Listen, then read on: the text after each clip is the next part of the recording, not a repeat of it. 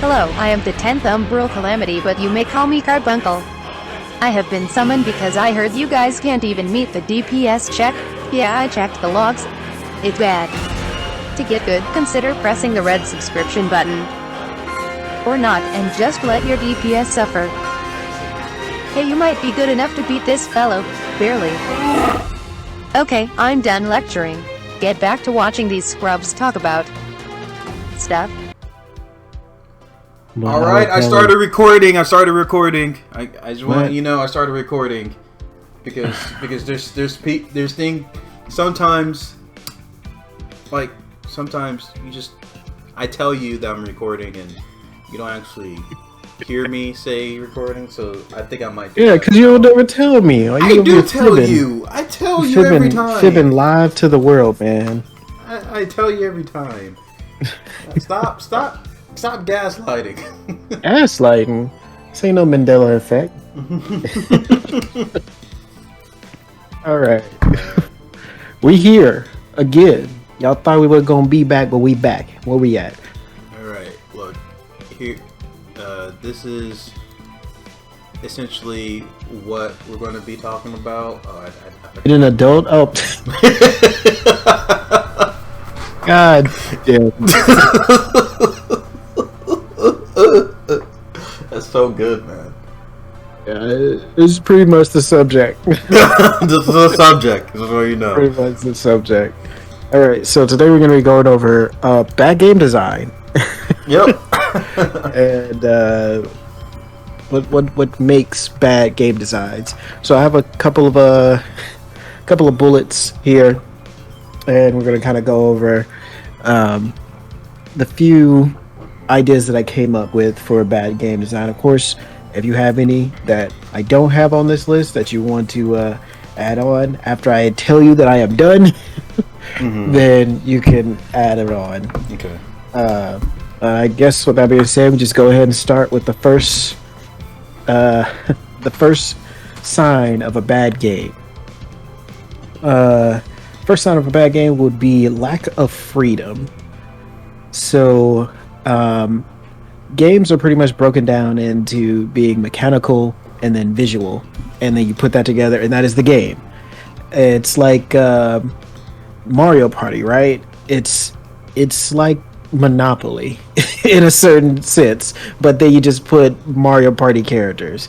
Or like Super Smash Brothers. Like the original Super Smash Brothers was supposed to be like a polygon fighting game, but then Nintendo was like, no, add our Nintendo characters over the polys. So then boom, that's what made Super Smash Brothers, and the game sold like crazy.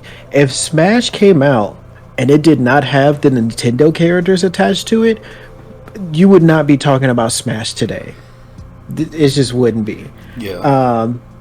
But so a good way to see that a game has lack of freedom, let's say an example for a lack of freedom in a video game would be if you have gender lock classes. So it is because locking classes, let's take Lost Ark because that was the last gender lock class I played, or gender lock class game that I played. Locking a class behind a specific gender takes away from people's ability to be able to have their own fantasy, make their own character, their own story. Now it's just like, oh well, my character is limited to the classes for the gender that I want to be. Like maybe I want to do a female character, but oh, you can't be a female warrior because the warrior class is gender locked for male only. Or if you wanted to be a male mage, like what if you wanted to do like, oh, this is old man Gandalf. Oh, you can't be a mage. Not only that, I'm not even sure if you can make old characters. I've never tried to make old characters. A lot of games don't even allow you to make fat characters. So I mean, it's whenever a game is like stifling your freedom to be able to express yourself, that's usually a sign of bad game design, first and foremost. You got any other examples you think you can think of off the top of your head for a lack of freedom? Lack of freedom. I'll say. I mean, I think this is part of your list, but you know how chew end game of every type of game, you have like the glamour system, right? So, certain things you can't, like in certain games you don't have that freedom of just saying, hey, I just want to equip this gear just for glamour's sake, right? Like, New World is like that, which is like stupid. Like, you want to look cool. You want to look cool, but that's another example where they're merging the mechanics of the game, which is like the stat stick. Your numbers go up with this better piece of gear, but you can't look the way you want. That's another example of lack of freedom, which is why a lot of games like that tend to have some type of glamour system. And even in games like Tales of Arise, you have weapons and armor that you equip that have stats attached to them and elements and stuff like that. But then you also just have an outfit section where you can change the character's outfit to be whatever you want. And another cool thing is, as you get armor and weapons, you unlock those as outfits that you can choose. So you can go back to like a previous look that you had before and still have on, the best armor. And that's good game design. A game that wouldn't have that would be like, oh, if you want to look this way, you have to wear this set of armor, but if you wear that set of armor, you'll be weaker. That's another example of lack of freedom in video games. Yeah. But I didn't have really much to go off of on that one, so we'll just go to the second topic. Second topic, example of bad game design would be feature creep. Feature creep is pretty much when a game exists for far too long and it continues to add more and more features, but features that, let's say, for example, if they add a feature to the game that isn't relevant to the core game loop, that would be a feature creep. Like, it's unnecessary. If they add a feature that makes other features irrelevant, that's feature creep. So like Final Fantasy, you constantly chasing the next relic or the next armor, that's feature creep. If they add something that is designed to become irrelevant itself, that is also feature creep. So something that will eventually be irrelevant just by the design of how it's created, that's also feature creep. If it's overcomplicated just to be overcomplicated and it confuses you, that's also feature creep. A good example of this would be a fixing in PSO2. That is a good example of feature creep. So yeah, feature creep in games usually is a sign of bad game design. I'm thinking about Eureka in Final Fantasy XIV, Bozja in Final Fantasy XIV. Those are necessary for the relics at that time, but will eventually be replaced by the next relic. So they will, that's just feature creep. Final Fantasy XIV, again, like squadrons, that's feature creep. Do you use your squadrons at all anymore? No, I got them all the way up, and I'm pretty much playing The Sims with them.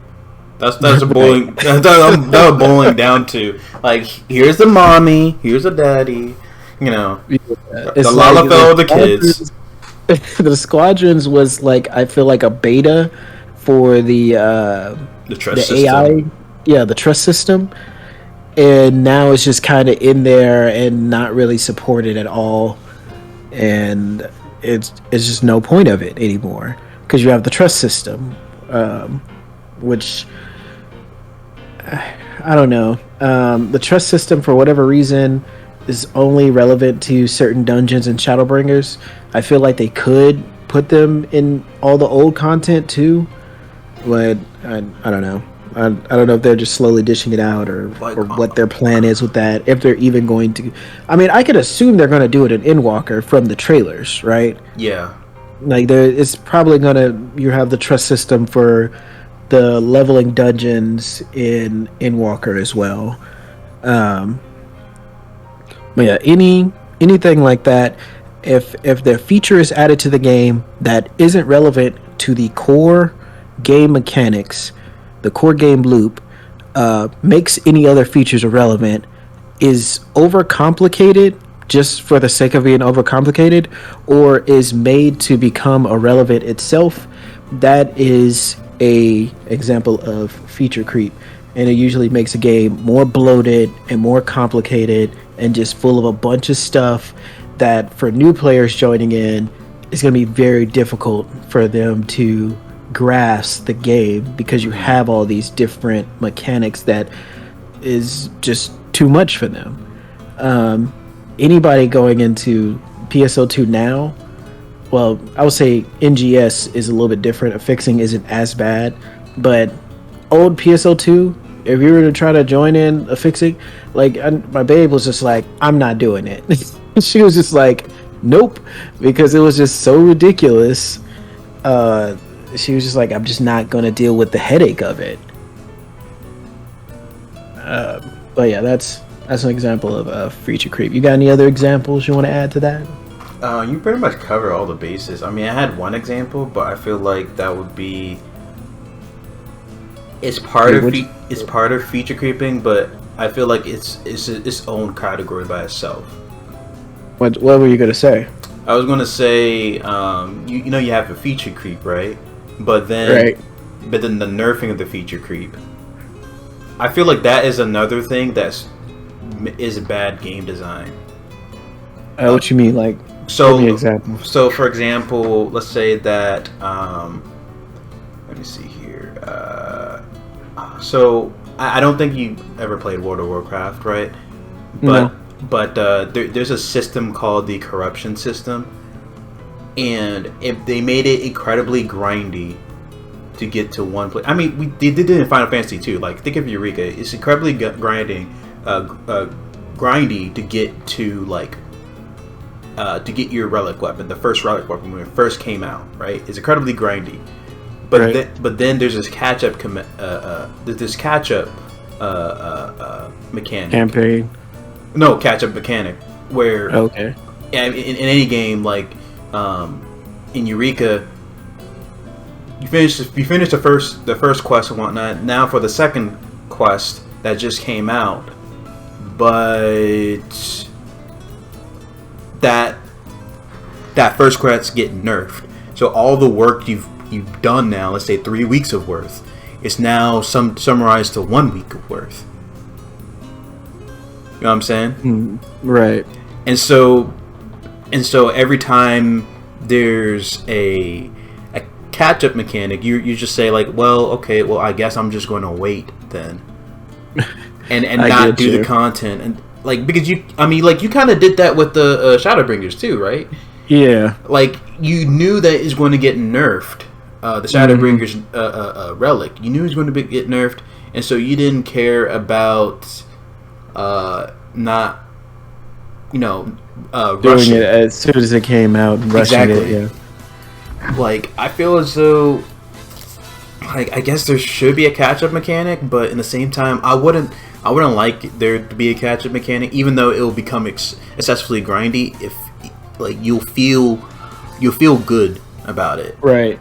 But that's just another example of a feature being added that is designed to become irrelevant itself by them constantly nerfing the mechanics. It will eventually become irrelevant. Well, I mean, that's everything. But I mean, you can't really expect too much out of MMO.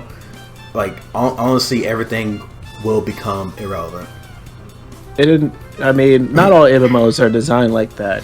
I think there's another MMO, it's called Guild Wars, and apparently the way Guild Wars is you're not constantly chasing a number. I guess they call it vertical progression. and you there are new stuff that comes out, right? But it doesn't make you stronger. It's just different. So it's like, I mean, I never played Guild Wars myself, so I can't really give a good example. But I would say um, you had some weapons, but they were all based on, I don't know, like fire element, and then next content you have weapons and armor, they're all based off ice element. I'm not sure how long they can last, but apparently it's been long enough. People have been playing Guild Wars forever. But still, every game doesn't always have to be that way. But don't always you think, chasing a number. But don't you think that that's still like feature is being irrelevant though? Because I mean, like one expansion, you're like, you said fire element, okay? It's like, okay, everything we work for is for fire element. That means grinding the gear for fire elements, doing other stuff for fire elements. I don't know what Guild Wars is, but it's an MMO, so I'm thinking that there's some grinding to get like the best gear, some meta gear, just for fire element, and then you switch it off. Let's go over to NGS. NGS right now doesn't really have much content. Once you hit level 20, that's pretty much it. But they've been coming out with events where you go and get a weapon that's like a certain element. So let's say you have a seasonal event in the winter where you get ice weapons. So you get all these ice weapons as a limit event. You can grind out all the ice weapons. You can get the affix so that you can put on the ice element onto future weapons and stuff like that. And then they have another event. Oh, it's Halloween. Oh, it's dark element this time. So now you're hunting for the dark weapons. This is an example of vertical progression. You're not chasing a higher number. It's just different. But the problem is when you're adding a number, right? Like all you're doing is you're increasing your number. My number got bigger, but it doesn't change the core mechanics of how you play the game. Something that would be an example of that would be a new expansion. A new expansion will change how your character works. Yeah, you are technically getting stronger, but you're also getting new skills. You know, you're getting new traits, new abilities, and stuff like that. And that is a example of good features that work with the core part of the game. You leveling and learning all these different skills, that is just part of it. But I mean, all MMOs have that period where you reach the max level. Well, like I said, I can't say all MMOs because Guild Wars is not. But anyways, for Final Fantasy example, that's how the game is designed. Once you hit that level, the max level, let's say you hit level 80 in Shadowbringers, now is the point where you start to grind for tombstones to get your item level up, and then you start chasing a number. But this number doesn't change how your class performs or how you play the game. It's just a bigger number. Oh, okay. It's just like damage up, where NGS is, I guess, just flavor. It doesn't really do anything to your damage. Like if I did that event and got the fire weapon, but then I skipped the next event, it doesn't make me any weaker because I skipped the next event. My gear is still good. It's just I don't have the dark element that was in the previous event, right? But my gear is still good. Like I'm still geared. That's a vertical progression. Okay. Well, I mean, I feel like, I'm not too sure about it then, because the thing is that you can have this elemental thing or whatever, right? But and your gear might be like up to par, right? Let's say, I mean, is there like fire resistance gear or just damage? It's just fire damage, flat I mean, out. you have weapons or you have armor, so yeah, they would probably have fire resistant gear as well. Okay, so if you have that, then when there's content versus like ice element or like another fire element, you don't think that because you missed out on that event or whatever for that ice element weapon or fire element weapon, you don't think you'll do poorly even though you have the best gear? I think if you're thinking about like the top, maybe you might have more advantage if you had the gear. Like if they came out with a boss that had weakness to dark, but you didn't get the dark weapon. Mm-hmm. Yeah, you're probably not going to be doing as much damage as the people who did the event that did, that has the dark weapons and has the dark resistances or whatever. So that would exclude you. It wouldn't exclude you. You could still do the content. Okay. You just wouldn't be doing as much as the other people, but it wouldn't make you irrelevant. Let's see. It's not like, oh, you have to have this gear or you're garbage. It's just, I mean, but I don't know. People will see it how they want to see it. Yeah, like I feel at this point it's like, okay, you have a one way you have a point system and another way you have an elemental system. I feel like they're the same system, but sometimes it gets I guess difficult to manage. I don't know. Yeah. Anyways, that's feature creep. Another example of bad game design would be greedy developers. I'm sure we could think of a couple of developers offhand. So, okay, let's start off by saying paying for a good game is not bad, right? The problem comes in when the developers have added excessive monetization to the game.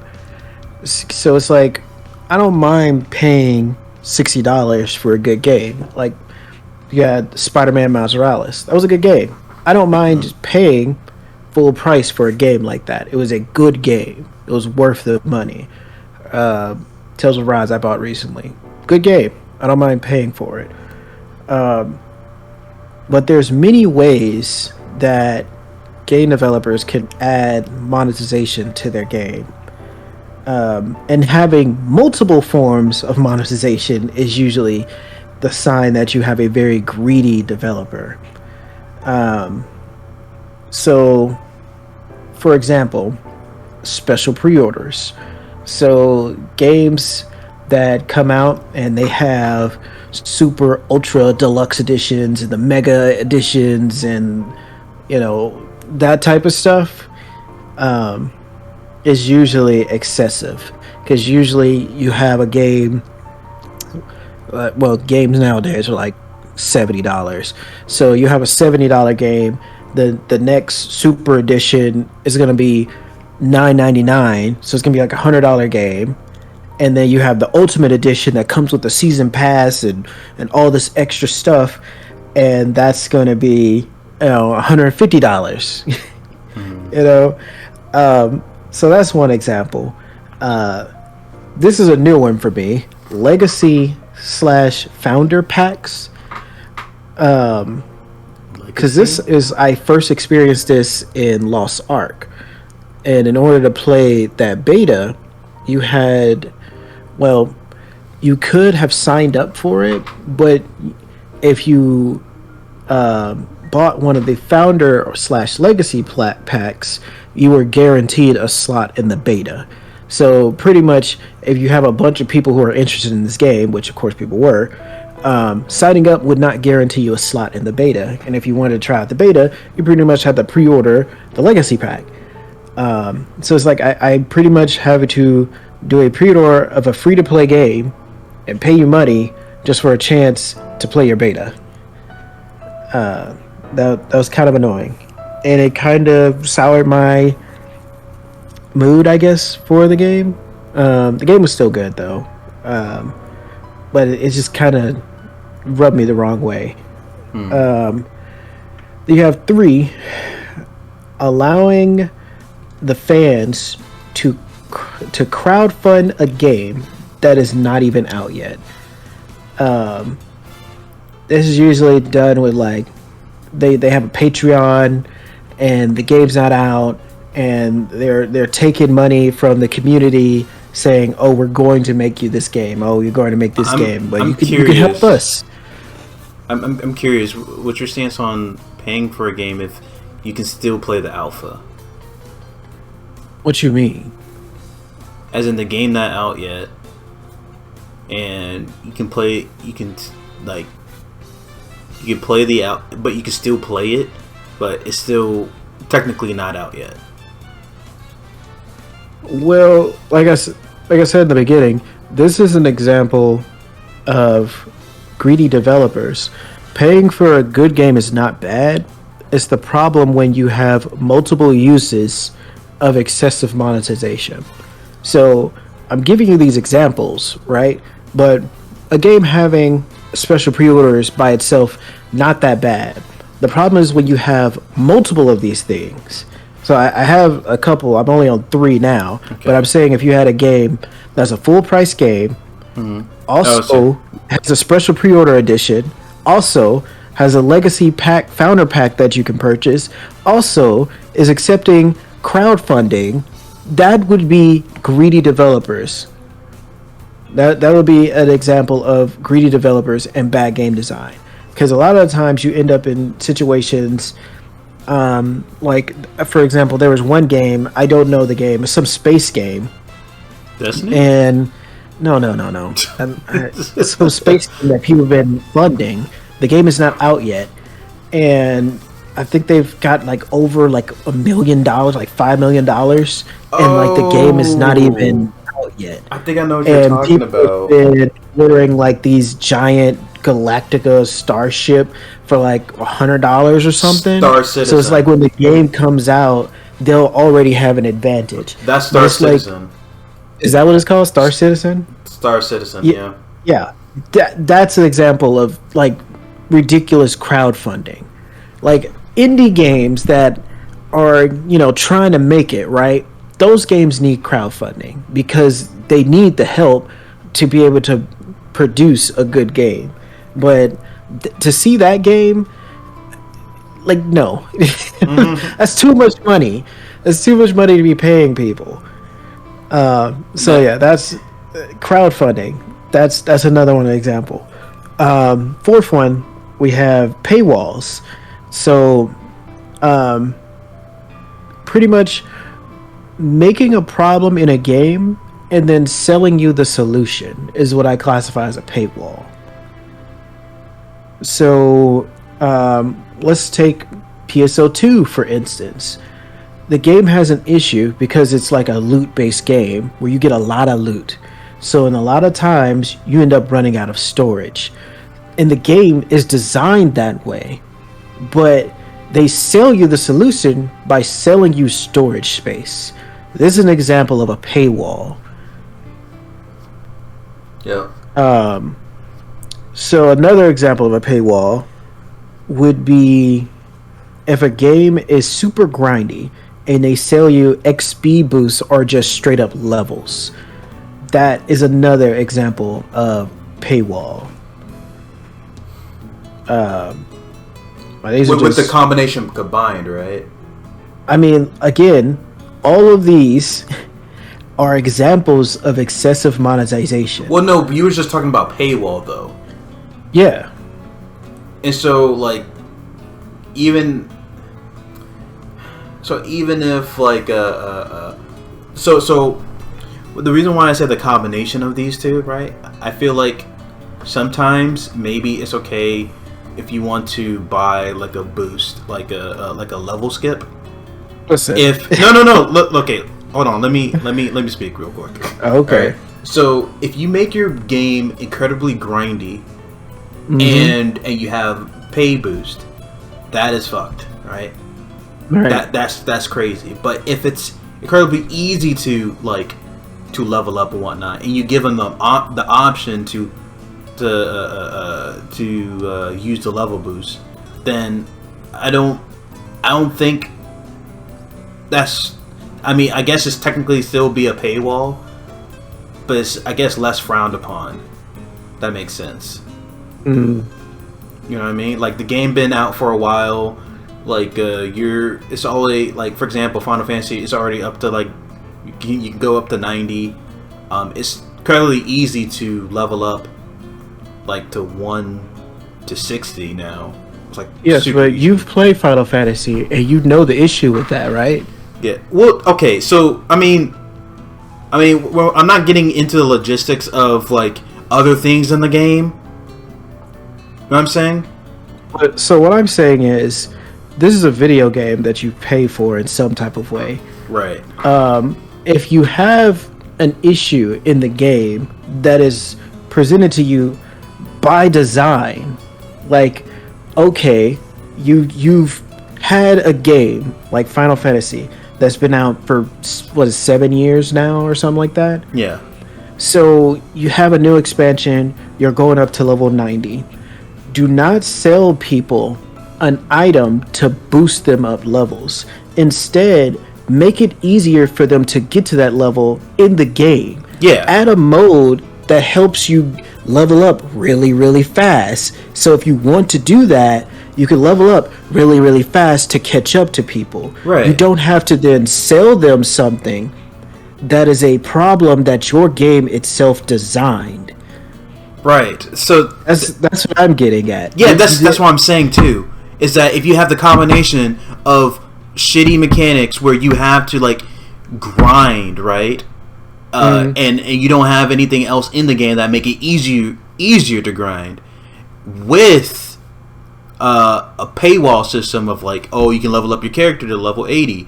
That is shitty, right? Yeah, that's what I'm saying. Like, I think both of them combined is a problem. Yeah. So in the end, when it comes to what people consider like pay to win, and all that stuff, it's like what you classify as, I guess, time versus, I don't know what you would call it. So let's say if you are very busy and you don't really have the time to grind it out, and they're selling you the solution, and you pretty much have to decide, is this worth spending? I see. Versus the time it would, take. Right. You're like, everybody is going to be different. So some people, they don't have that much time, so they might decide to buy that pot, that potion that max their levels out or whatever, because they're like, oh, I don't have time to sit here and grind, and I just want to catch up. And you already know that causes issues, because you have people way too high level to understand what the hell they're doing, because they didn't play the older levels, and they ended up not being able to defeat the basic mobs outside because they have so many skills. They haven't read their tooltips. They're completely clueless. It's just not good. If you added a mechanic like Deep Dungeon, like, how you level quickly in Deep Dungeon? Yeah. If they made that like how you actually level, not like just a Deep Dungeon level, but made that how you actually level, and that's how people can actually just catch up without having to spend money, that would be a good thing to put into the game. But instead, they're just like, well, let's, for the people who don't want to go through the grind of a 7-year game, give us some money. And it's the same thing when it comes to the story. Yeah, you have a 7-year-old game, you have a lot of story and stuff to go through. It's like, oh, instead of selling people this item that allows you to skip the story, why not streamline the story to make it more, except like there's a lot of quests in like a Realm Reborn that's just like fluff, unnecessary stuff that they could like work on and make it a little bit better, instead of selling people a potion. But we're going into a tangent. This is just one of the examples. I got like 10. So yeah. This is number 4. Paywalls. Pretty much, if a game by design has made a problem and is trying to sell you the solution. Number 5, overpriced base game. So this is very simple. Games that are just overpriced for how much they're actually worth. And a lot of times you don't know how much they're worth because you haven't actually played it. Say, Cyberpunk, for example. That was a full price game and it did not deserve to be a full price game. So yeah, or let's say any of the new Maddens or any of the new NBAs or FIFA that come out. They come out every year and it's pretty much the same shit. They just slapped a different number on it and sold it to you again at full price. It's yeah. So yeah, number 5, overpriced game. Number 6, a subscription service. So again, all of these are examples of monetization. The problem is when they are using multiple of these. So a subscription fee by itself is not that bad. It's when you add multiple things, you add the special pre-order edition, you add the legacy pack, you add the crowdfunding, you add the paywalls, you add the overpriced base game and the subscription service. You have multiple of these in your game as monetization is when it becomes a problem. So subscription fee will be another one. Number 7 would be a free-to-play game, but it has a cash shop. So mounts, anything, mounts, armors, glamour. You know what a cash shop is. I mean, it's like anything that honestly, any type of cash shop, I want to say. Yeah. I mean, it doesn't even have to be free to play. Any type of cash shop. If it has a cash shop, period. Yeah, I guess you would say. Number 8, multiple expansions. Usually, games that have multiple expansions, and you have to pay for each expansion, like Destiny, like Final Fantasy.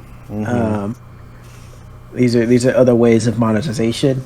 Number 9, season pass. You already know every game has a season pass, and then most of the time, season pass is a lighter version of expansions. Like, let's be real. Yeah. Like my thing with season passes was when I first saw them, I was like, okay, if I get this, I'm gonna get all the stuff, but that's not true. You get all the stuff for that season, but then they have a second season, and you have a second season pass that you have to pay for, and a lot of times you're paying for something, and you don't even know what you're getting. Then number 10, being paid to win in any way. So like we were saying before, a game being paid to win. Again, people's idea of what is considered pay to win will differ from person to person. It's pretty much like if a game is selling you something that will save you time, it's pay to win. So if it's selling you something that will increase your strength, which saves you time. If it makes you level faster, that saves you time. What do you say? So I don't think it's time, but it's more of an advantage. It's you given an advantage. It can be time. It can be. I mean, like you say time, but I feel like there's more. There's some games that's not really dealing with time. So what I'm saying is with time is because pay to win the goalpost has been moved constantly. Game developers are trying to find ways for them to add things into the game, but they don't want to be classified as pay to win. But what you would consider pay to win might differ from what somebody else might consider pay to win, because everybody values their time differently. So it's like, how much money do you value your time as? So if a game is, let's say, grindy, and they're just selling a experience boost, gives you plus 50% experience or whatever. Somebody could say, okay, I can grind out my levels in the game and level naturally without this, so I don't need it. They would consider the game not pay to win. But for other people, they see this as an advantage, period. So they would say this game is pay to win because it gives you an advantage if you spend money. So I use time because I feel like every advantage you can possibly have is going to be relative to time in some type of way, because time is your most valuable thing. And I feel like that's what the game developers really want, is not just your money, but your time as well. Okay. So that's why I say anything that you can pay for that would save you time in some type of way would be considered pay to win. Okay. I was going to put my, I guess, definition of pay to win. Since yours is different. But what I consider pay to win, again, I said, advantage, right? If you have more time than me, or if you have more time in this game than I do, and say, well, to get more of an advantage, let me go ahead and buy something real quick, right? So it would be a little bit like that. And the reason why I say advantage, because everything is dealing with the game is advantage. You want that advantage.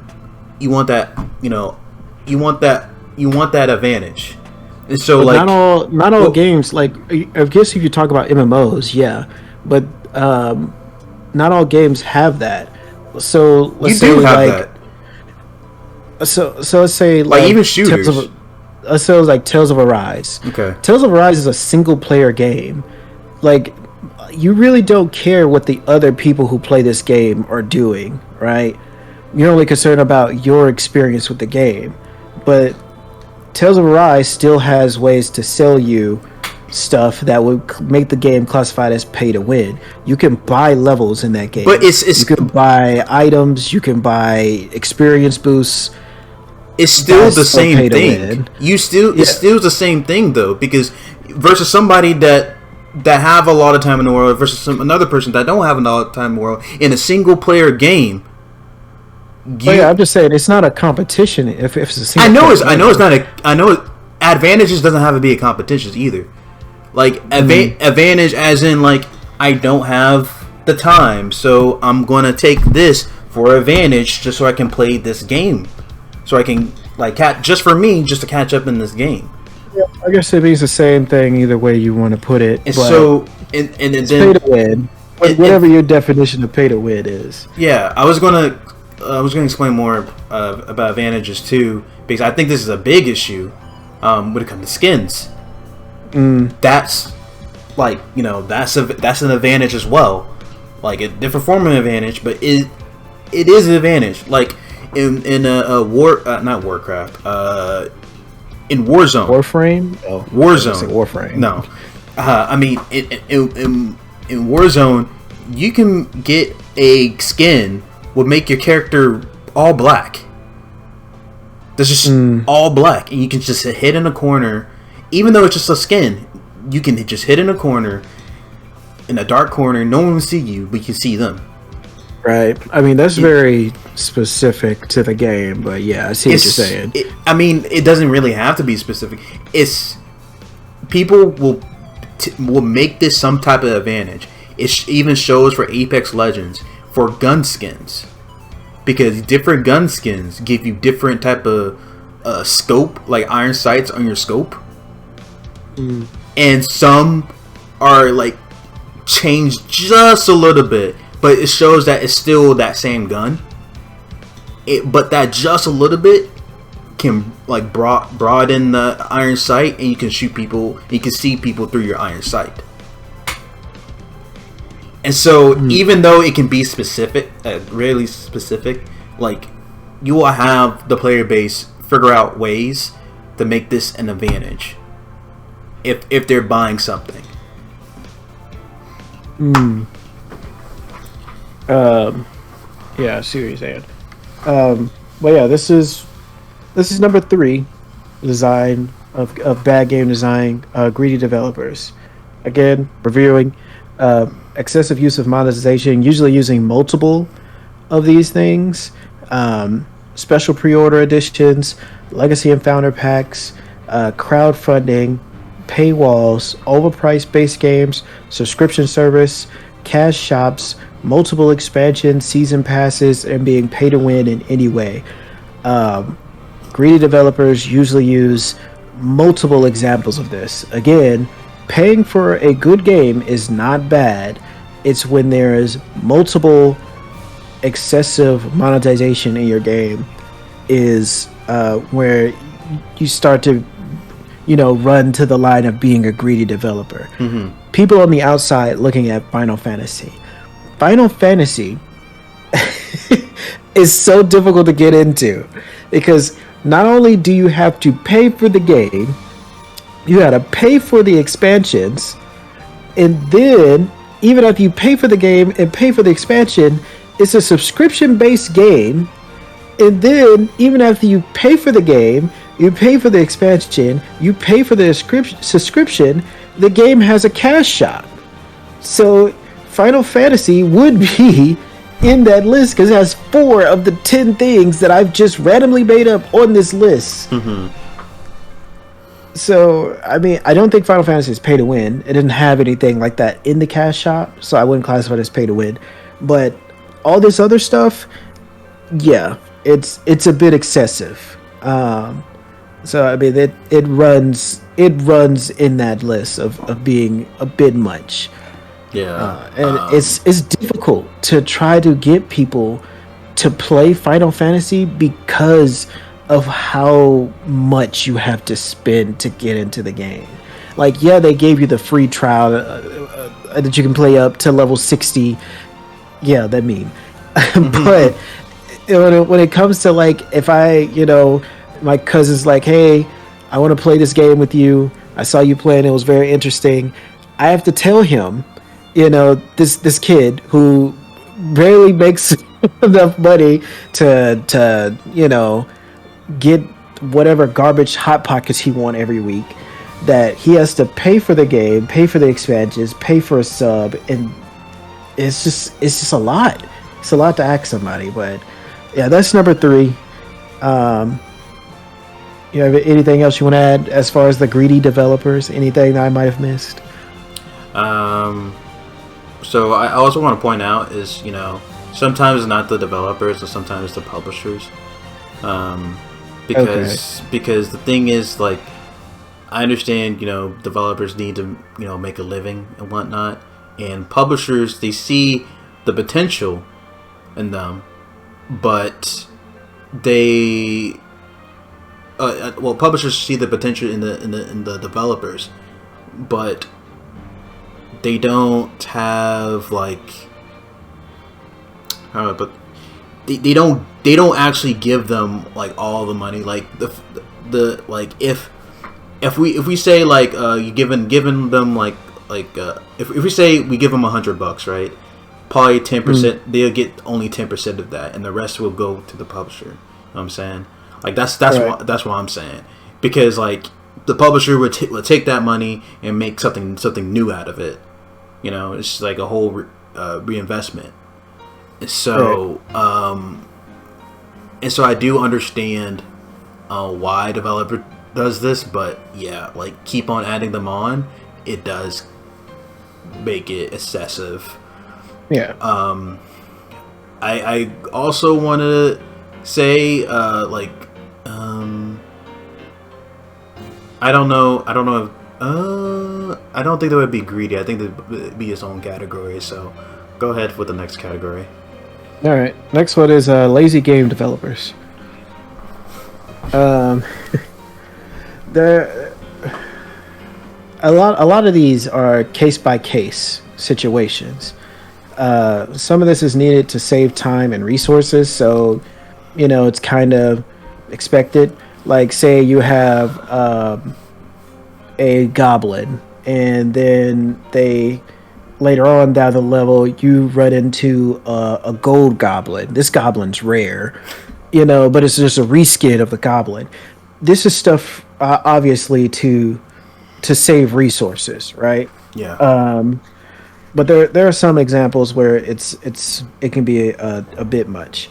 Other examples, like you have, like I said, pretty much like palette swap mobs, weapons and armors. You might have like one armor, and then they change the color of the armor. Oh, it's a level 15 armor, and oh, now it's platinum. Oh, it's a level 50 armor. As Joe would say, Angry Joe would say, it's fucking blue. Blue? It's fucking blue. That's what I get. That's what I get. It's fucking blue. Oh shit. Yeah, that's one of them. Another one would be like artificial number increase. Oh, whoa. What was the last category again? This is lazy game design. Are we still in lazy game design? Yeah, this is all just still lazy game designs. Oh, okay. So like, again, I was talking about like palette swap mobs, palette swap weapons, palette swap armor, lazy game design. Yeah. So again, a lot of these things is case by case, and some of it is necessary to save time and resources. Every armor doesn't need to have a unique design, right? Right. But you don't want to have all your armor pretty much just be reskins, or all your weapons just reskinned or recolors, or all your mobs to be like, oh, there's really only 5 or 10 mobs in your game, and the rest of them are just reskins of that mob. Mm-hmm. But yeah, one example would be like New World. Like literally, like every time I'm like going to New World, I know which enemy types that you're fighting, that I'm despite fighting. there being different names. Yeah, because like I see, like, for example, I see a turkey on the road. I shoot at it with an arrow. It's like, oh, okay, I got some turkey and feathers. Guess and the feathers like gray, right? Guess what happened when I kill a peacock? I get turkey meat and gray feathers. It's like, come on. Just put rainbows on her and some shit. You know what I'm saying? It wouldn't be that difficult to be like rainbow feathers, yeah, and peacock meat instead of turkey meat, but it's not even a turkey. I mean, it's, well, they say it's not. Excuse me, it's not turkey meat. It's like poultry. Oh, gotcha. It's poultry. It's poultry. Okay, so it's all classified as poultry. But you can get like rares, I guess, in it. Like, I don't know. I don't know. How like to rare turkeys? I don't know. Like, if you kill a turkey, you might get a turkey leg or some shit like that. Oh, a turkey leg is rare? It's like green or some shit. Yeah. Like what? Yeah. Green bitch, this ain't no fucking green eggs and ham. What you talking about? Like a green item, you know? I don't think green items are rare, but they are rare for me right now. Oh, okay, I got you. I think green items are usually considered either as rare common or uncommons. Yeah, uncommons. Like I think that it is uncommon. But yeah. Yeah, another one would be artificial number increase. So I talked about this before. Again, MMOs, you usually have this, but that's just how MMOs are designed. You're always chasing this new level to make you stronger. And for some people, that's fine. Some people, you like to see the big numbers, and that's fine.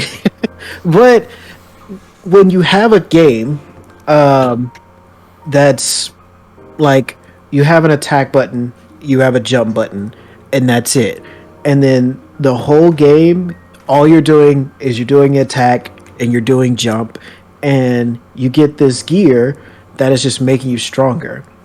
It's just lazy though that they're not adding to the gameplay. If you were to turn off the numbers and it doesn't change how you feel when you play the game, that's artificial number increase.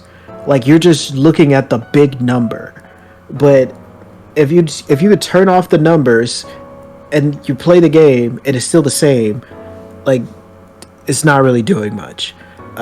This is what I consider lazy game design. Again, Final Fantasy, for example, you do have the point where you're leveling up and you're learning new skills and you're getting stronger. But then you have certain games. I don't really know any off the top of my head, where you don't, and all you are doing is just chasing a number. That's when it becomes a problem.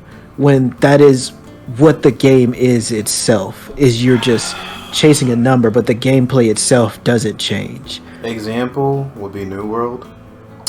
New World? Again? Yeah, I mean, that's surprising, right? So here's what endgame is for New World. You're literally chasing chests for this gear called watermark gear. You're chasing chests to get better loot, but sometimes it doesn't happen, and so you chase chests again. Like there is I was watching Asmongold's stream, right there, and I was sitting there for a minute. I was like, what's he doing? And he's just standing there, like, it's him and a whole bunch of people standing behind a little small tree, so a boss can spawn. And and they say, oh, the boss spawned, and so they run towards I can't remember exactly if they killed the boss, but they ran towards the boss to get the chest and went back to that hiding space so they can spawn the boss again. And I'm like, this is endgame. Like I don't mind chasing a number in other ways, but like holy crud, chasing a number like that. And the game really, like, there's really nothing that's like really different about it, because like you do have different builds, but not all the skills are available to you like Final Fantasy is, right? Right. And so you're just playing just to, I guess you're playing like as Dark Souls almost, pretty much. Yeah, you're playing like a Dark Souls, and there's no number creep on there. So, yeah, but yeah, that's second example of lazy game design. The third one would be time gating. This one's the worst. So time gating is used to slow you down so you don't burn through all the content. It also is used for you to develop a habit of logging in every day, playing the game every day. But they limit how much you can play. So there are plenty of examples of this, and it's really bad when games do this. So I mean, mobile games, they do this all the time. There's like an energy meter, right? And you can only play that day until you've used up that meter, and then you have to wait for it to replenish before you can play again. This is to not only gate you from doing all the content too fast, but to also build a habit of you logging in every day to do your, use up all of your energy. Or let's say for games like Final Fantasy, you have tombstones, and you are locked to gaining so many tombstones a week so that you cannot get the gear too quickly. Again, there are other ways to get gear, so this is not that big of a deal in Final Fantasy, but I'm just using it as an example. But because you have a lockout on the tombstones, you're building a habit of logging in every week to cap. It's like, oh, I capped this week. You log out, you log in the next week so that you can cap, so that you can get your gear, so that you can progress. Super annoying. And this is why I did like how PSL 2 did it with its gear. There's nothing stopping you from playing PSL 2. Not only do you not have to wait for a queue at all because it doesn't follow the whole trifecta tankular DPS. It was just like, just play, grind as much as you want until you get the gear you want, and you're good. So time gating in games. There are plenty of examples of this. I'm just giving you those two examples. I'm sure you can probably think of some others, probably in games that you play that would be considered time gating of some type.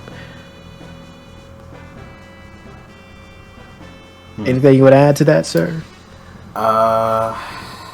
Not really. I mean, like you pretty much got it for time gating. I would just say that in some other games, I feel like time gating is only there for time gating is only there so people won't push content too fast, right? And so the content could stay healthy and still be more challenging. And I feel like it's more of a catch-up mechanic as well, so people don't level too fast where it like separate the fan base, you know what I'm saying? It gives like some lead where it's like, oh, you still have people that want to play with you because, you know, this is time gated. You know what I'm saying? Right. So that's all. I hate time gating in games. It is really annoying when you have so much time, right? And that can, like, when I go back, I mean, this goes back. I think about games like Union Cross. It had that mechanic where you could only play for so much until your energy ran out. But when your energy ran out, you had the option to pay to refill it so that you could keep playing. Oh, damn it. Only now when I look back and think about these things, I go, what the hell was I thinking? Man, I don't want to look back to those days, man. It was just... that's lazy game design. To review palette swapping, usually mobs, weapons, armors, artificial number increase, and time gating. These are examples of lazy game design. So number 5 would be force interaction in video games. So there are many different ways that a game could force you to interact with other players. A lot of people who play MMOs specifically are introverts, and they don't really want to interact with people. And you would say, why would you play an MMO if you don't want to deal with other people? Some people just like for the world to feel like it's lived in. You like to see all these people running around, interacting with each other, doing things. Nobody wants to play a game that's you feel like you're the only person there and it just feels like the world is just dead. Yeah. You know, being in a game where the world feels alive, you see people running around, people want that. So that's why a lot of people like Final Fantasy 14, because there's a lot of that, especially if you're in Limsa. Stay away from Limsa. There's a lot of that. But the problem comes in when you start forcing interactions with players. So, for one, forcing a player to do content they don't want to do to get to the content that they do want to do. This is kind of... I mean, this goes for mini games. Let's say you have... think about Nocturne 3. So in Nocturne 3, Shin Megami Tensei Nocturne 3, there's a puzzle part of the game where you're doing a puzzle with Jack. And once you do that puzzle, you unlock a Miyatama that, of course, makes you stronger. And you need to get all the Miyatamas to get the ultimate Miyatama, blah, blah, blah. This is an example of making a player do content they don't like. It's like, maybe you don't like to do this puzzle, and that puzzle is ridiculously hard. I don't think there's a puzzle in SMT5 that even remotely close to that. That shit was like, you're going to need a guide. I promise you. Shit is stupid. But yeah, this is an example of forcing a player to do content they don't want to do to get to content that they do want to do. I thought it was like forced interaction though. Yeah. This is forcing you to do content. You don't have to necessarily be interacting with someone else. I'm just saying it's forcing you to do something that you don't want to do. Okay, so it's forcing some type of content. Yeah, it's forcing you to do something that you don't want to do. So, I mean, to go with what you were probably thinking of, forcing a casual player to play with a hardcore player or a speedrunner, or forcing a hardcore player / speedrunner to play with a casual. So, this is when you have a new person going through, again, let's use for example, Final Fantasy XIV. They're just starting the game. They just get the game. They're they're choose what is it, archer or whatever. They're shooting things. Their bow, pew pew. Yeah, they're spinning the shit. Yep. Yeah, they having fun. They're jumping and shooting. They're like, oh man, this game is easy. Yo, this game is fun. They go to their first dungeon and they get paired with a mentor, another sprout, and somebody who is trying to get their dailies done, right? But this is your first dungeon. You don't know what to do. So a lot of people, first dungeon, they're like, oh, hey guys, and they're running around. They don't know how to do anything. They probably didn't read their tool tips because the game isn't really difficult in the beginning, so they can just get by doing whatever. And don't have it be the tank or the healer that doesn't know what they're doing. Anyways, forcing these people to interact in content always ends up being a problem. Mm-hmm. Forcing a casual to interact with a speedrunner / a hardcore player in any way, or vice versa.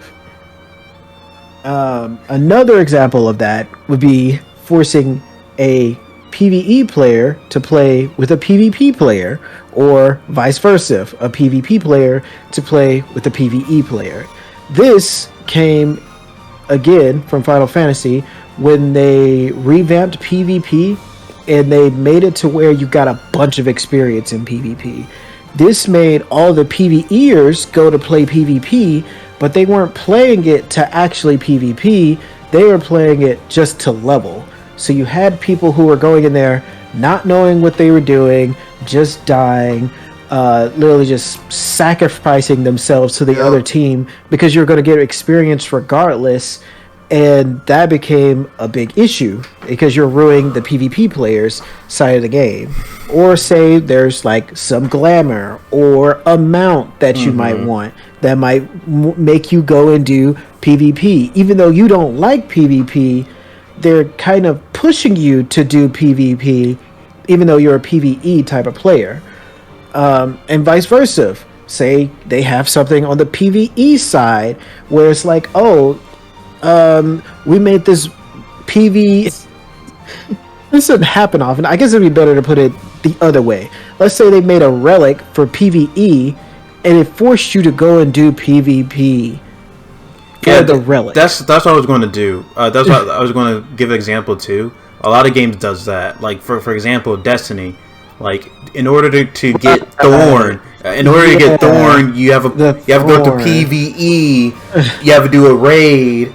Then you have to do PvP. Then you have to do something, like you go through everything. You're forced to do every type of content just to get something. Apex Legends does the same thing too, where in order to level up a battle pass, like in order to get the full amount of points, you need to do like every content. You need to do not ranked, but like you have to do regular battle royales in their new mode called Arena.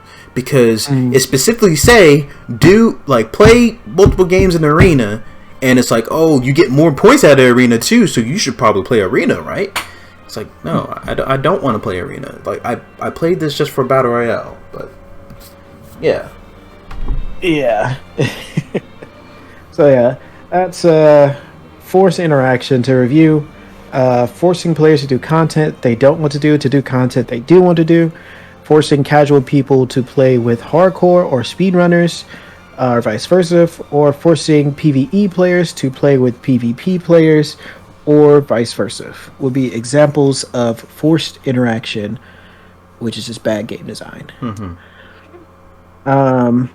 Last one I have on here, which after this we'll probably just spitball and talk about like some of the recent bad game design games that we've run into. Okay. The last example of bad game design I have is games that make FOMA. FOMA, if you don't know, is fear of missing out. Yeah. That's what I was going to talk about, actually. Yeah. So think if you started a new game, but you cannot obtain something. So, like, you missed the event and it's no longer available. Examples, video games that have limited housing. Say you jump on to Skyrim or Elder Scrolls Online. I don't know how the housing market works in that game, but you jump onto that game and you're like, oh yeah, I want to get, a house for me and my friends to hang out at, but the housing market is completely full and you cannot get a house. I guess, again, I don't want to keep comparing everything to Final Fantasy 14, but that's the game I know the most about, so I know this is a big problem in Final Fantasy 14, and it's super fucking annoying that you have a free company, you can have all this money, but you can't get a fucking house because there's not enough houses to buy. Right. I can give you a really good example. It doesn't say I play a lot of Destiny, but honestly, it's in most shooters nowadays. The battle pass system, that is a fear of missing out, right? Because you have a play for this season, right, which is 2 months. Right. In these 2 months, you need to go all the way up to 1 to 100 or whatever to get everything you want. Like there's like XP boost, there's like skins for guns, skins for everything, and we already mentioned that some skins are pay to win. Yeah, right. Some skins do give you an advantage depending on the game. It's very situational, but yeah. Right, and so it is the actual fear of missing out. When those 2 months are gone, you no longer can get the battle pass, right? Yeah. The only game I've seen that haven't done this but have seasons is Halo Infinite. You have seasons, but when you pay for that one season, you get to play. When you play for that one season and season 5 comes up and you never finish season 1, then you can switch to season 1 and start leveling it up again. Right.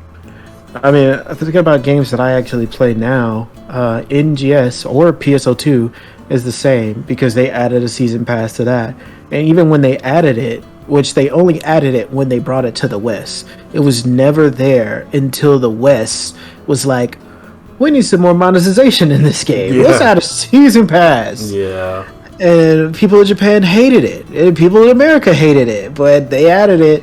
And the thing about it was they added a bunch of like little item rewards that you would get, and then if you were premium, you could get the gold, and it just becomes a problem because it's like, okay, this is just for this month, but then next month there'll be a new set of items, and it's like, oh, do you want to miss out? You might miss out on a cool item or glamour that you wanted, and even just thinking about how they release the fashion in the game.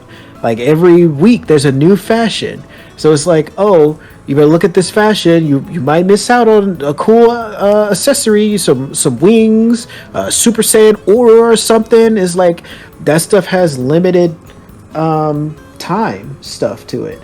But yeah, going into the examples, limited housing, rare classes, removed content, limited time events with weapons, armors, emotes, and mounts. This is all examples of FOMA. So let's say you have some content that it's an event, right? So eventually this event is going to be gone. So you get this fear of missing out by not doing this event.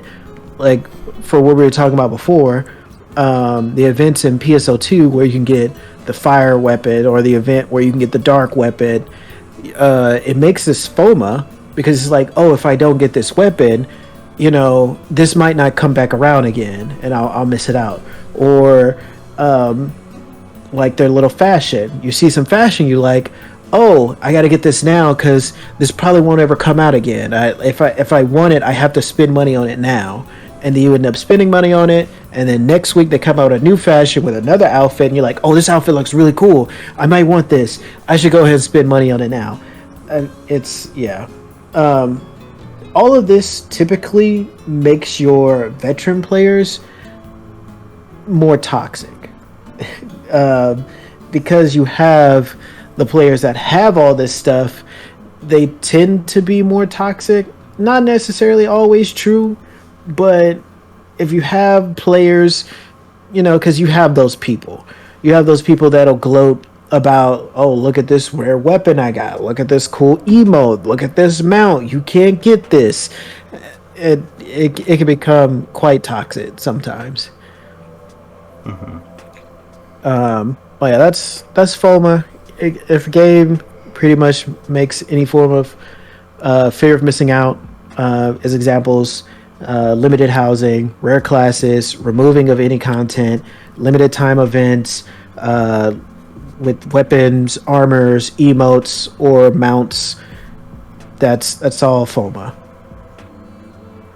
And that is my last bulletin of bad game designs. I'm sure there's probably more that I probably could have thought of, but this is the best I could do for now. I mean, I only had an hour, so I never really thought of it. I mean, if I could think of anything that would be bad game design, I mean, of course, there's basic stuff like what they did with the definitive edition of GTA. That the bugginess, that's lazy game design. The visual stuff, that was lazy game design because it was all an AI system that did that. Really? Yeah. Oh my goodness. Yeah. Okay, yeah. So yeah, that would be lazy game design. It was the AI system connecting everything, and they tried to really. They sell it to you as a full price game. Yeah. And they didn't have actually work on it. They just had some AI change everything. Yeah. That's crazy. Yeah, because they were trying to make we discovered a way for AI can just do everything. And it's and I was I was reading this. I was like, isn't that bad? That means you didn't really work on this. You telling me, Rockstar waited how many years? I'll say they started working on it 2 years ago, right? Mm-hmm. They'd been working on it for 2 years, and it was all an AI. That something doesn't fit right with that. You know what I'm saying? Yeah. Hard to really say. There's been plenty of games that have had bad game design. I think now is the time to go over any game that you can think of in the last couple of years that have had bad game design. Mm-hmm. Number one for me, and I would say is one of the major games that got me in the mindset of really thinking about what I'm spending my money on when it comes to video games. Don't say it. It's fucking Anthem. I knew it, dude. I knew it. Fucking Anthem. Hey, I got that game for free. Yeah, that's another thing. God damn it, man. False advertisement. Just straight up false advertisement.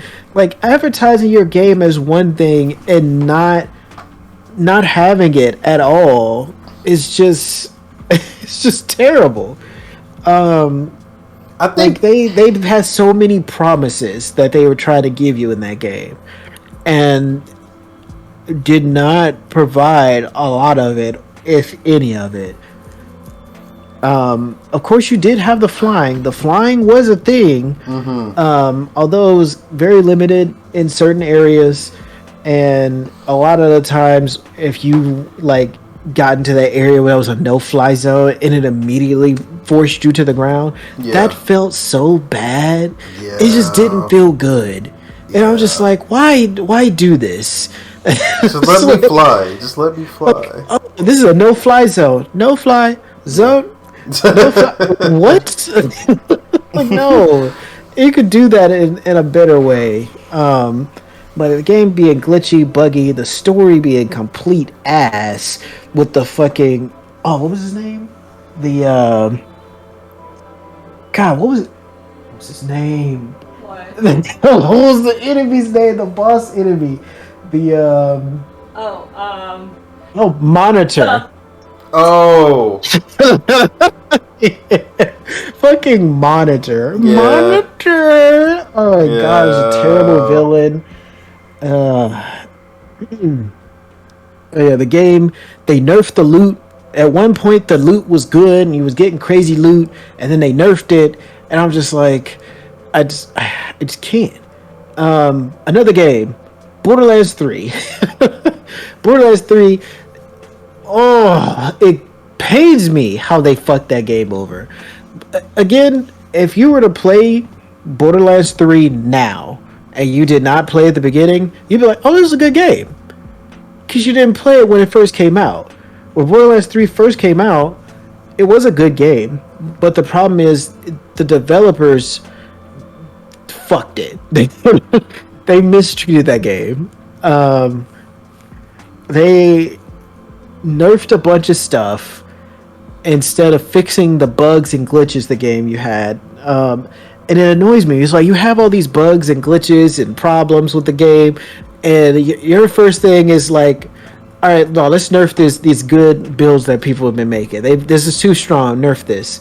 In a game where your gameplay does not affect, like, there's no PvP, like, and it's a game. Borderlands, it's about being busted. It's about being powerful, being a badass. And it's like, why take that away from your players? It's like, if I fight this boss and I'm able to get this loot, why nerf this loot? That you decide, like, don't. If anything, I hate nerfing because I feel like instead of nerfing things, why don't you buff other things to give people more variety?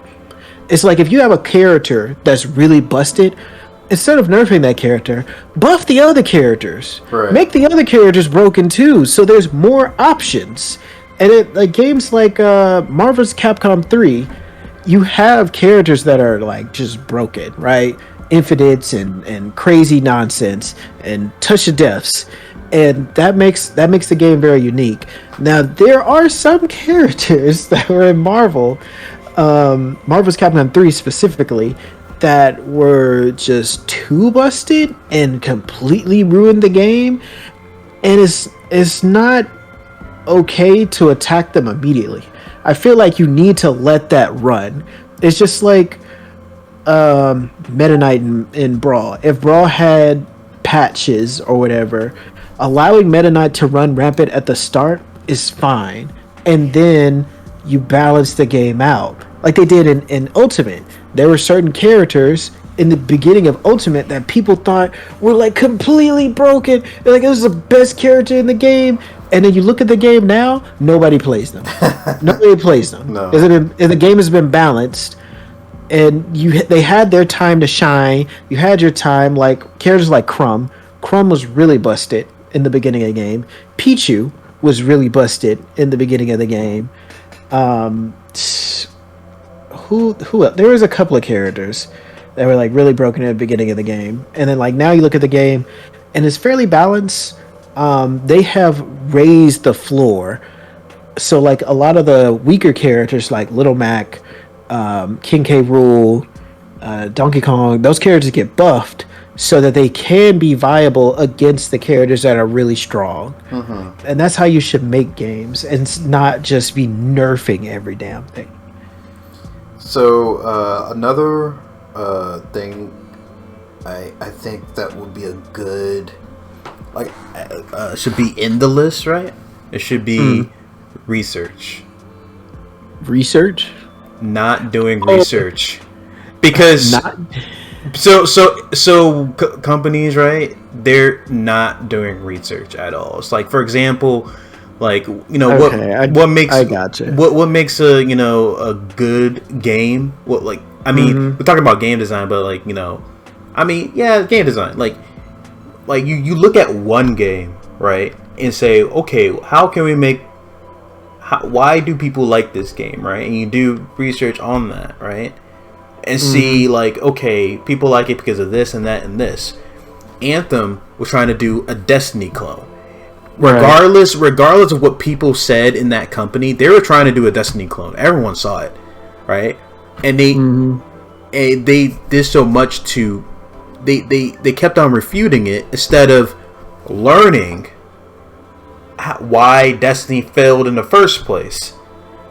Right. And because they didn't learn from them or did their research, there was no point. Like, it was dead on arrival. It's not like, I mean, this goes even past game design, movies too. Like, what was that movie that just came out? I mean, shit, you had the Resident Evil movie that came out that tanked. And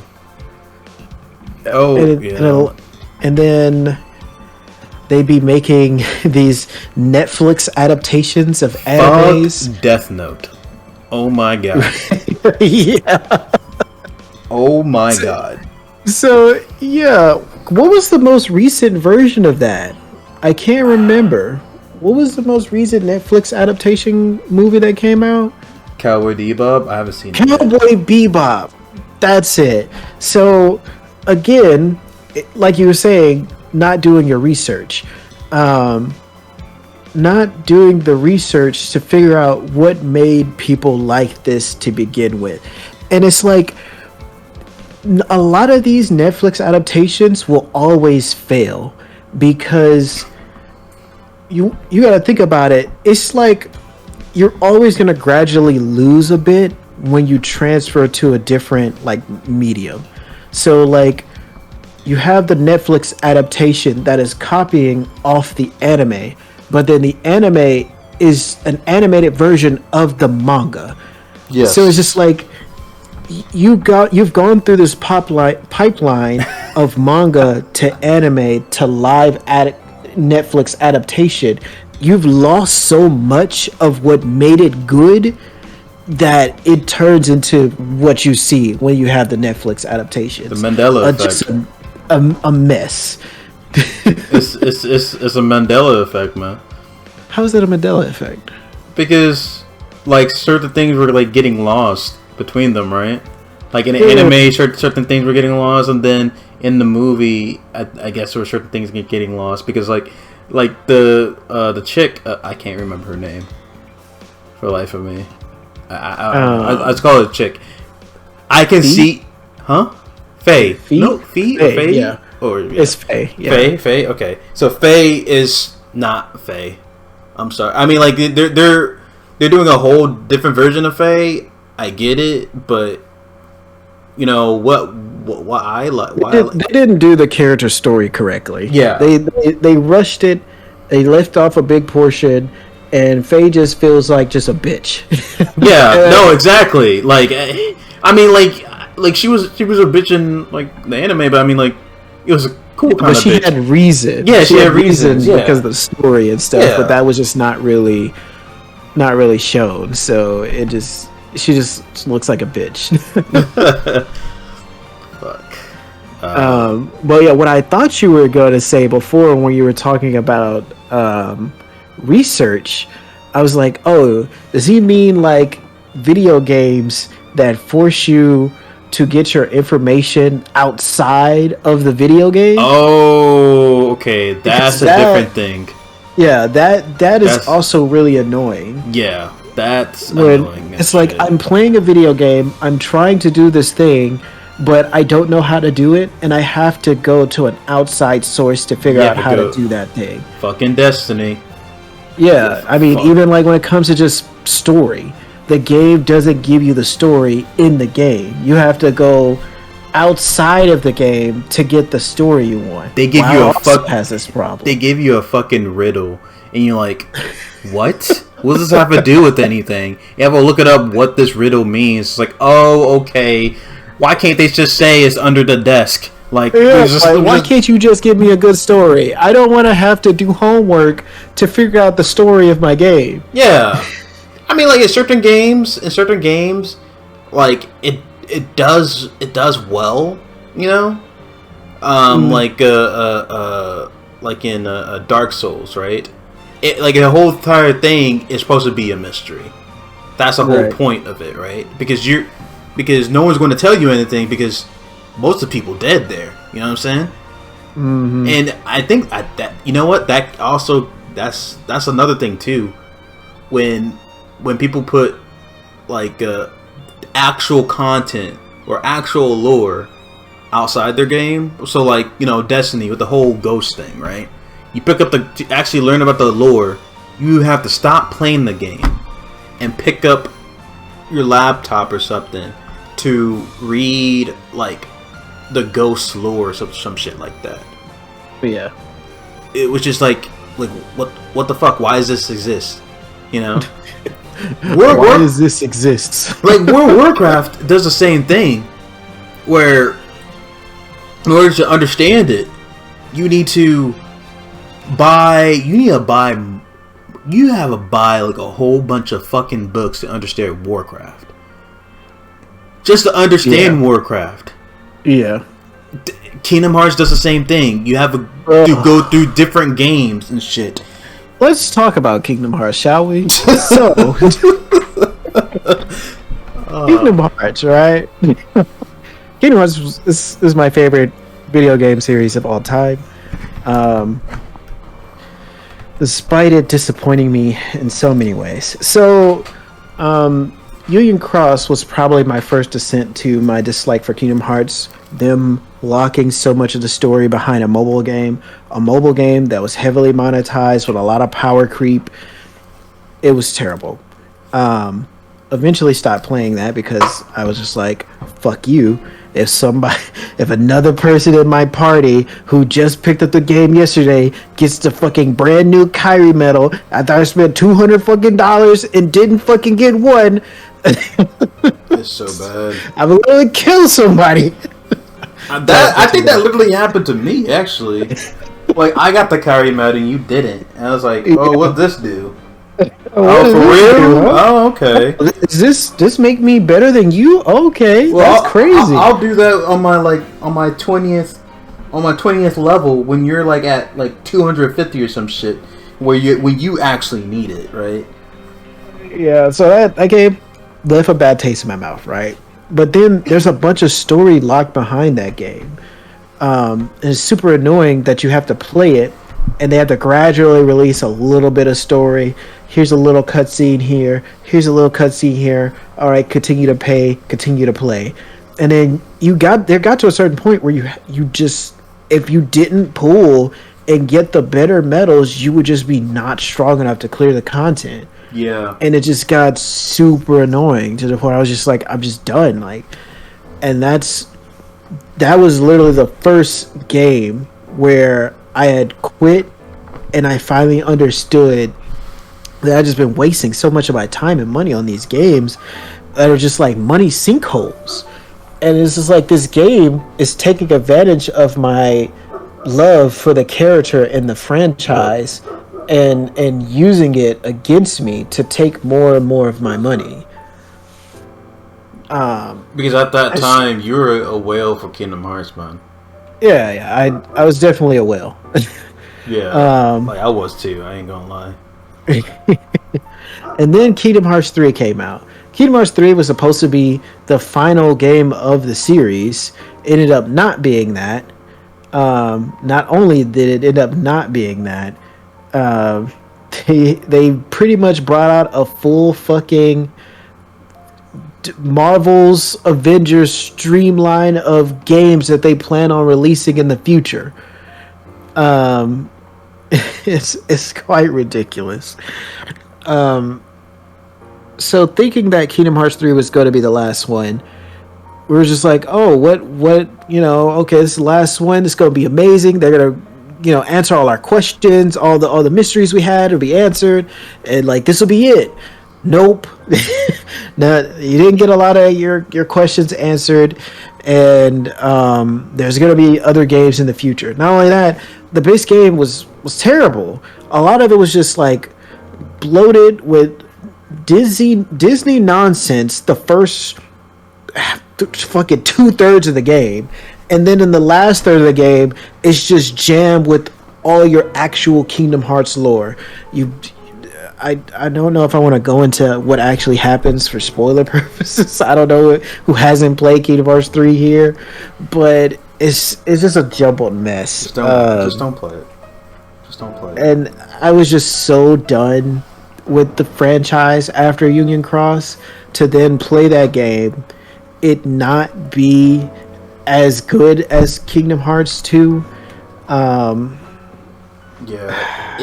having the Final Fantasy characters in there, not giving us a Sephiroth battle or a Cloud battle, not giving us a Hades Cup, no Hercules Cup. Like, all that stuff was like my favorite parts of the previous game. Yeah. Like the tournaments, you get to fight Yuffie, you get to fight Leon, you get to fight Cloud. That 1,000 Heartless battle where you fight alongside them and they're fighting and beating the Heartless and doing special. Like, all this shit's cool. None of that. None of that. What ticked me off more is that Final Fantasy characters were there, but they're only in like one area. No, what I'm saying is that they were there, but they weren't there. You know what I'm saying? Like, you couldn't play with them. Right, because it's like, Sid was there, of course, because he becomes such a big part of the story with Radiant Garden, aka Hollow Bastion, which is Radiant Garden. So he's like, he has to be there. As well as Yuffie and Aerith. It's like they're part of the story. They have to be there. I mean, are they a part of the story? They're part of the Kingdom Hearts story. Yes. Like, Hollow Bastion and Radiant Garden is a big part of the story. So them moving those characters to that area. Huh? Where's Leon then? That's a good question. Where's Leon? Yeah. Where's Cloud? Where's Tifa? Like, you're saying that they weren't like big. It's like they were originally in Traverse Town, but then Traverse Town was no longer a world in Kingdom Hearts 2, and instead they had moved to Hollow Bastion. And Hollow Bastion is pretty much a haven for people who have lost their worlds. So they can't get back to their world, so they exist in Hollow Bastion. Hollow Bastion we eventually liberated, which became Radiant Garden. I mean, they never explained why the Traverse Town. Did they? They didn't explain. No, it's just a world that just wasn't in the game. Maybe they just liked Hollow Bastion because Hollow Bastion was such a loved world because of everything that happened in Kingdom Hearts 1. They were like, oh, we have to keep this in here. So it's like, if we have to keep one of the original worlds, it'll be Hollow Bastion, and we'll make that like the hub world of the game. Because they said that in like Kingdom Hearts 1, Traverse Town was supposed to be the town where people who were lost their way and worlds were destroyed, they would end up in Traverse Town. And they just changed the lore and shit. Oh my god. Yeah, because Traverse Town came back in Dream Drop Distance, and instead of the Final Fantasy crew being there, it was the what is that game called? The world that never was? No. It's something like that. The world never ends, or the end of the world. It's a world that never ends, or something like that. But you know exactly what game I'm talking about. Yeah. It was pretty much they were all there in Dream Drop Distance. So it's like Traverse Town still exists, but in Kingdom Hearts 3 they just didn't. And instead they were in Radiant Garden, yada yada. We're on a full tangent here. I think we should probably just end this. Yeah. Unless there's anything else you want to add as far as bad game design. Because, I mean, we'll be here all night. We'll be here till 2 o'clock in the morning. You get me really started ranting about fucking shit. I mean, Kingdom Hearts deserves their own own video section to rant about. Yes, because like oh my gosh, I'm going to say this one last thing about Kingdom Hearts, and I'm done. Okay. Okay. I don't know who came up with it, but having different storylines and different lore in different games, that's fucked up. Yeah. That is fucked up. Don't do that. Yeah. Yeah. Bad game design. Different games with a different lore. Bad game design. That is. There's one other thing I wanted to talk about. Demos. Demos for games. I guess this would go with like having betas and alphas and stuff like that too. But I have to go for one specifically. Tales of Arise demo. Tales of Arise demo that I played. That demo made me almost not get the game. Like I canceled my pre-order. And I was like, I'm not gonna get this game. And then eventually I was just like, I ain't got shit else to play, whatever, and I just bought it. And then I loved the shit out of Tales of Arise. But the demo just made me not like the game because you have this story-based game with all these characters, and you throw me in a random part in the middle of the game where I have this full team of people. I don't know any of these characters. You've already at a certain level, you know. You give me all these skills and moves. I don't know what any of them do. So it's like I'm just randomly pressing buttons and shit's just happening. But I don't feel any connection because I didn't start at the beginning. So I'll have to say demos is another form of bad game design because that demo almost made me not play Tales of Arise. Like, honestly, when I think about demos, I don't even think about like the story or whatnot, or like how am I introduced into the game? Like now I'm thinking back on it, right? How I introduced to the game. I think it's more about the state of play. So if it runs well, you know, then that's the game. That's what's the game going to be. It's just like the bait. It's like a beta for Call of Duty, beta for 2042, Battlefield, right? Yeah. Like when you get this beta, best believe that is the state of play of this game. Yeah. I think that's what like betas and all demos are like now. Betas. Beta.